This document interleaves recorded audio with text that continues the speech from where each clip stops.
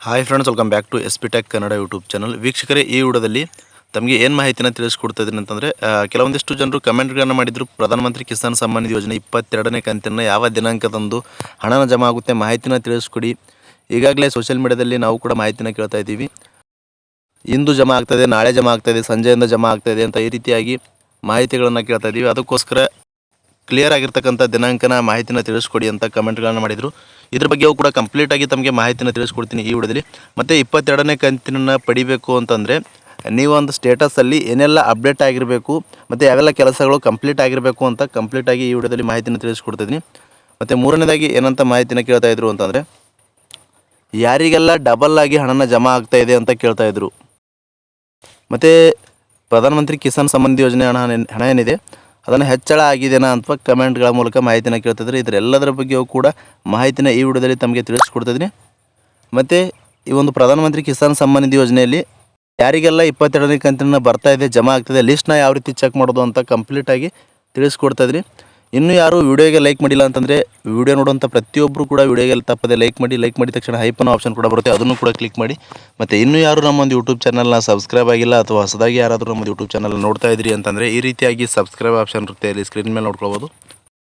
Subscribe option ಮೇಲೆ click ಮಾಡಿ. Subscribe option ಮೇಲೆ ಕ್ಲಿಕ್ ಮಾಡಿದ ನಂತರ ಮತ್ತೆ ಒಂದು ಸಾರಿ ಸಬ್ಸ್ಕ್ರೈಬ್ ಆಪ್ಷನ್ ಮೇಲೆ ಕ್ಲಿಕ್ ಮಾಡಿ, ಅಲ್ಲಿ ಆಲ್ ಅನ್ನೋ ಆಪ್ಷನ್ನ ಸೆಲೆಕ್ಟ್ ಮಾಡ್ಕೊಳ್ಳಿ. ಈ ರೀತಿ ಮಾಡೋದ್ರಿಂದ ಮುಂದೆ ನಾವು ಯಾವುದೇ ರೀತಿಯಾಗಿರ್ತಕ್ಕಂಥ ಹೊಸ ಮಾಹಿತಿಗಳು, ಹೊಸ ವಿಡಿಯೋಗಳು, ಸಾರ್ವಜನಿಕರಿಗೆ ಉಪಯುಕ್ತವಾಗುವಂಥ ಮಾಹಿತಿಗಳು ನಮ್ಮ ಒಂದು ಯೂಟ್ಯೂಬ್ ಚಾನಲ್ ಮೇಲೆ ಅಪ್ಲೋಡ್ ಮಾಡಿದರೆ ನಿಮಗೆ ಮೊದಲಿಗೆ ನೋಟಿಫಿಕೇಷನ್ ಬರುತ್ತೆ. ನೋಟಿಫಿಕೇಷನ್ ಕ್ಲಿಕ್ ಮಾಡೋ ಮುಖೇನವಾಗಿ ಹೊಸ ಮಾಹಿತಿಗಳ ಹೊಸ ವಿಡಿಯೋಗಳು ನಿಮ್ಮ ಒಂದು ಮೊಬೈಲ್ನಲ್ಲಿ ನೋಟಿಫಿಕೇಷನ್ ಆಗಿ ಪಡೆದುಕೊಳ್ಬೋದು ಅಂತ ಹೇಳ್ತಾ, ಬನ್ನಿ ವೀಕ್ಷಕರೇ, ಈ ಒಂದು ಪ್ರಧಾನಮಂತ್ರಿ ಕಿಸಾನ್ ಸಮ್ಮಾನ್ ನಿಧಿ ಯೋಜನೆಗೆ ಸಂಬಂಧಪಟ್ಟಂತೆ, ಅದರಲ್ಲಿ ಮುಖ್ಯವಾಗಿ 22ನೇ ಕಂತಿನ ಸಂಬಂಧಪಟ್ಟಂತೆ ನೀವು ಏನೆಲ್ಲ ಕಮೆಂಟ್ಸ್ಗಳನ್ನು ಮಾಡಿದರೆ ಎಲ್ಲದರ ಬಗ್ಗೆಯೂ ಕೂಡ ವಿವರವಾಗಿ ಮಾಹಿತಿನ ತಿಳಿಸ್ಕೊಡ್ತೀನಿ. ಬನ್ನಿ, ತಡ ಮಾಡದೆ ವಿಡಿಯೋನ ಶುರು ಮಾಡೋಣ. ವೀಕ್ಷಕರೇ, ಮೊದಲನೇ ಅಪ್ಡೇಟ್ ತಮಗೆ ಮಾಹಿತಿನ ತಿಳಿಸ್ಕೊಡ್ತಾ ಇದ್ದೀನಿ. ಈ ಒಂದು ಬೆನಿಫಿಷರಿ ಲಿಸ್ಟ್ನ ಯಾವ ರೀತಿ ಚೆಕ್ ಮಾಡೋದು, ಯಾರೆಲ್ಲ ಒಂದು 22ನೇ ಕಂತಿನ ಪಡೆಯೋದಕ್ಕೆ ಅರ್ಹತೆ ಹೊಂದಿದವರ ಹೆಸರು ಮಾತ್ರ ಈ ಒಂದು ಲಿಸ್ಟಲ್ಲಿ ಇರುತ್ತೆ. ಇಲ್ಲಿ ನೋಡ್ಕೊಳ್ಬೋದು ವೀಕ್ಷಕರು, ಯಾವ ರೀತಿ ಚೆಕ್ ಮಾಡೋದು ಅಂತಂದರೆ, PM Kisan Samman Nidhi PM Kisan official ವೆಬ್ಸೈಟ್ಗೆ ನೀವು ಬರಬೇಕಾಗುತ್ತೆ. ಗೂಗಲಲ್ಲಿ PM ಕಿಸಾನ್ ಅಂತ ಸರ್ಚ್ ಮಾಡಿದ ಮೇಲೆ ಫಸ್ಟ್ ವೆಬ್ಸೈಟ್ ಓಪನ್ ಆಗುತ್ತೆ. PM ಕಿಸಾನ್ ಅಂತ ಆ ಒಂದು ವೆಬ್ಸೈಟ್ ಮೇಲೆ ಕ್ಲಿಕ್ ಮಾಡಿದ ನಂತರ ಈ ರೀತಿಯಾಗಿರ್ತಕ್ಕಂಥ ಹೋಮ್ ಪೇಜ್ ಓಪನ್ ಆಗುತ್ತೆ. ಹೋಮ್ ಪೇಜ್ ಓಪನ್ ಆದಮೇಲೆ ಇಲ್ಲಿ ನೋಡ್ಕೊಳ್ಬೋದು ವೀಕ್ಷಕರೇ, ಇಲ್ಲಿ ಭಾಳಷ್ಟು ಆಪ್ಷನ್ಗಳು ಕಾಣ್ತಾ ಇರುವಂಥದ್ದು. ಮೊದಲನೇದಾಗಿ ನೀವು PM ಕಿಸಾನಲ್ಲಿ ರಿಜಿಸ್ಟ್ರೇಷನ್ನ ಮಾಡಿಸ್ಕೊಳ್ಬೇಕು ಅಂತಂದರೆ ಇಲ್ಲಿ ನ್ಯೂ ಫಾರ್ಮರ್ ರಿಜಿಸ್ಟ್ರೇಷನ್ ಅಂತ ಫಸ್ಟ್ ಆಪ್ಷನ್ ಕಾಣ್ತಾ ಇರುವಂಥದ್ದು. ಈ ಒಂದು ನ್ಯೂ ಫಾರ್ಮರ್ ರಿಜಿಸ್ಟ್ರೇಷನ್ ಆಪ್ಷನ್ ಮೇಲೆ ಕ್ಲಿಕ್ ಮಾಡಿ ರಿಜಿಸ್ಟ್ರೇಷನ್ ಮಾಡಿಸ್ಕೊಳ್ಬೋದು. ಅದಾದ ನಂತರ ನೀವು ರಿಜಿಸ್ಟ್ರೇಷನ್ ಮಾಡಿಸ್ಕೊಂಡಿದ್ಮೇಲೆ ಏನಾದರೂ ಎಡಿಟ್ ಮಾಡೋದು ಇದನ್ನು ಅಪ್ಡೇಟ್ ಮಾಡೋದಿತ್ತು ಅಂತಂದರೆ ಸೆಕೆಂಡ್ ಆಪ್ಷನ್ನ ಕ್ಲಿಕ್ ಮಾಡಿ ಎಡಿಟ್ ಕೂಡ ಮಾಡ್ಕೊಳ್ಬೋದು ಮತ್ತು ಅಪ್ಡೇಟ್ ಕೂಡ ಮಾಡ್ಕೊಳ್ಬೋದು.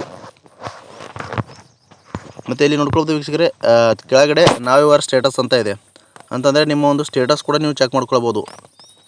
ನಿಮ್ಮ ಒಂದು ಫಾರ್ಮರ್ ರಿಜಿಸ್ಟ್ರೇಷನ್ ನಂಬರ್ ಹಾಕೋ ಮುಖಾಂತರವಾಗಿ ಮತ್ತು ಆಧಾರ್ ಕಾರ್ಡ್ ನಂಬರ್ ಹಾಕೋ ಮುಖಾಂತರವಾಗಿ ನಿಮ್ಮ ಒಂದು 22ನೇ ಕಂತಿನದ ಸ್ಟೇಟಸ್ ಕೂಡ ಚೆಕ್ ಮಾಡ್ಕೊಳ್ಬೋದು. ಅಲ್ಲಿ ಏನೆಲ್ಲ ಒಂದು ಅಪ್ಡೇಟ್ಗಳು ಆಗಿದ್ದಾವೆ ಅಂತ ಚೆಕ್ ಮಾಡ್ಕೊಳ್ಬೋದು ಇಲ್ಲಿಂದ.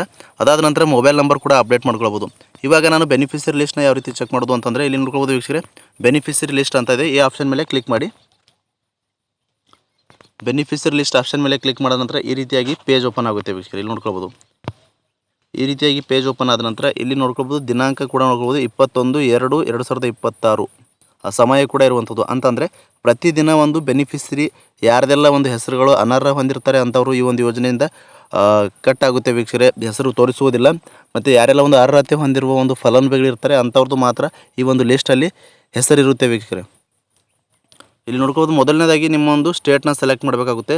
ಸ್ಟೇಟ್ ಸೆಲೆಕ್ಟ್ ಮಾಡಿದ ಮೇಲೆ ಇಲ್ಲಿ ನೋಡ್ಕೊಳ್ಬೋದು, ಸ್ಟೇಟ್ ಸೆಲೆಕ್ಟ್ ಮಾಡಿದ ಮೇಲೆ ಡಿಸ್ಟಿಕ್ನ ಸೆಲೆಕ್ಟ್ ಮಾಡಬೇಕಾಗುತ್ತೆ. ಡಿಸ್ಟಿಕ್ ಸೆಲೆಕ್ಟ್ ಮಾಡಿದ ಮೇಲೆ ಸಬ್ ಡಿಸ್ಟಿಕ್ನ ಸೆಲೆಕ್ಟ್ ಮಾಡಬೇಕಾಗುತ್ತೆ. ಅದಾದ ನಂತರ ವಿಲೇಜ್ನ ಸೆಲೆಕ್ಟ್ ಮಾಡಬೇಕಾಗುತ್ತೆ. ವಿಲೇಜ್ ಸೆಲೆಕ್ಟ್ ಮಾಡಿದ ಮೇಲೆ 22ನೇ ಕಂತಿನ ಪಡಿತಕ್ಕಂಥ ರೈತರ ಸಂಪೂರ್ಣವಾಗಿ ಲಿಸ್ಟ್ ಓಪನ್ ಆಗುತ್ತೆ. ನಿಮ್ಮ ಒಂದು ಗ್ರಾಮದಲ್ಲಿರುವಂಥ ಎಲ್ಲ ರೈತರ ಲಿಸ್ಟ್ ಓಪನ್ ಆಗುತ್ತೆ. ಈ ಒಂದು ಲಿಸ್ಟಲ್ಲಿಯೂ ಕೂಡ ನಿಮ್ಮ ಒಂದು ಹೆಸರು ಇದೇನಾ ಇಲ್ವಾ ಅಂತ ಚೆಕ್ ಮಾಡ್ಕೊಳ್ಬೋದು ವೀಕ್ಷಕರೇ.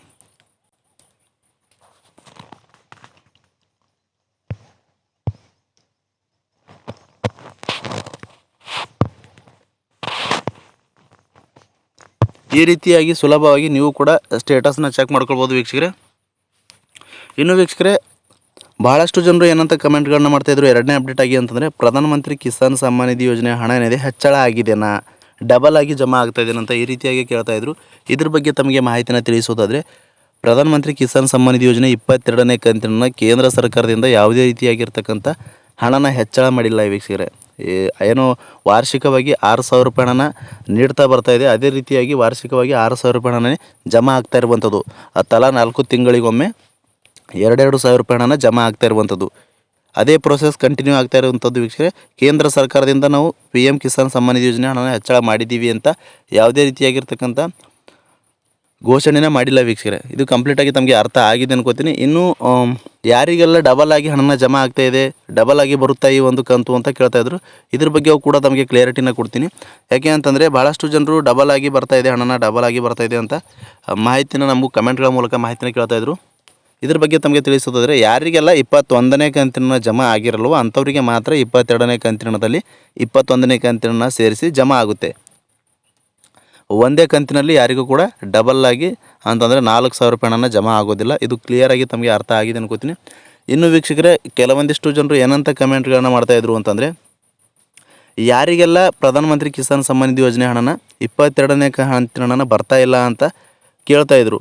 ಇದ್ರ ಬಗ್ಗೆ ತಮಗೆ ಮಾಹಿತಿನ ತಿಳಿಸೋದಾದರೆ, ಯಾರೆಲ್ಲ ಒಂದು ಅನರ್ಹರು ಹೊಂದಿದ್ದಾರೆ ಅಂತಂದರೆ ಸರ್ಕಾರಿ ನೌಕರರು ಹೊಂದಿದಂಥವ್ರು, ಮತ್ತು GST ಆದಾಯ ತೆರಿಗೆಗಳನ್ನು ಕಟ್ತಕ್ಕಂಥವ್ರು, ಮತ್ತು ಕುಟುಂಬದಲ್ಲಿ ಇಬ್ಬರು ಈ ಒಂದು ಯೋಜನೆಯ ಲಾಭನ ಪಡಿತಾ ಇದ್ರು ಅಂತಂದರೆ ಅಂಥವ್ರದ್ದು ರಿಜಿಸ್ಟ್ರೇಷನ್ ಏನಿದೆ ಕ್ಯಾನ್ಸಲ್ ಮಾಡ್ತಾಯಿದ್ದೀವಿ, ರದ್ದು ಮಾಡ್ತಾಯಿದ್ದೀವಿ ಅಂತ ಕೇಂದ್ರ ಸರ್ಕಾರದಿಂದನೇ ರದ್ದಾಗ್ತಾ ಇರುವಂಥದ್ದು.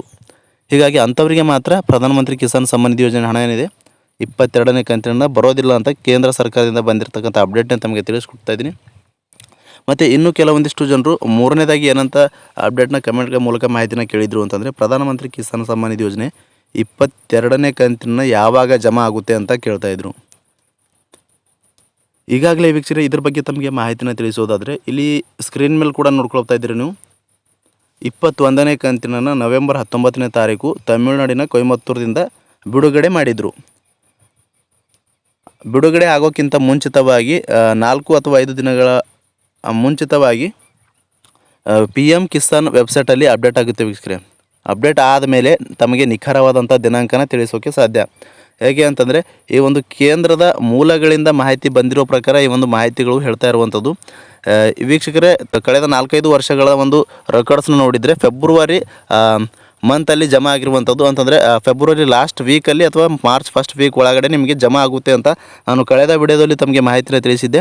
ಈ ಒಂದು ಫೆಬ್ರವರಿ ಎಂಡ್ ಅಂತಂದರೆ ಲಾಸ್ಟ್ ವೀಕ್ ಒಳಗಡೆ ನಿಮಗೆ ಜಮಾ ಆಗುತ್ತೆ, ಇಲ್ಲ ಅಂತಂದರೆ ಮಾರ್ಚ್ ಫಸ್ಟ್ ವೀಕ್ ಒಳಗಡೆ ನಿಮಗೆ ಹಣನ ಜಮಾ ಆಗುತ್ತೆ ಅಂತ ಕೇಂದ್ರದ ಒಳಾಂಗಣ ಮೂಲಗಳಿಂದ ಮಾಹಿತಿನ ಬಂದಿರತಕ್ಕಂಥ ಅಪ್ಡೇಟ್ನ ತಮಗೆ ತಿಳಿಸ್ಕೊಟ್ಟಿದ್ದೀನಿ. ಇನ್ನೂ ಕೂಡ ನಿಖರವಾದಂಥ ದಿನಾಂಕನ ಕೇಂದ್ರ ಸರ್ಕಾರದಿಂದ ಜಾರಿಗೆ ಮಾಡಿಲ್ಲ ವೀಕ್ಷಕರೇ. PM ಈವೆಂಟ್ಸ್ ವೆಬ್ಸೈಟಲ್ಲಿಯೂ ಕೂಡ ಅಪ್ಡೇಟ್ ಆಗುತ್ತೆ. ಅದಾದ ನಂತರ PM ಕಿಸಾನ್ ವೆಬ್ಸೈಟಲ್ಲಿಯೂ ಕೂಡ ಅಪ್ಡೇಟ್ ಆಗುತ್ತೆ. ನೀವು ಯಾವುದೇ ರೀತಿಯಾಗಿರ್ತಕ್ಕಂಥ ತಲೆ ಕೆಡಿಸ್ಕೊಳ್ಳೋ ಅವಶ್ಯಕತೆ ಇಲ್ಲ.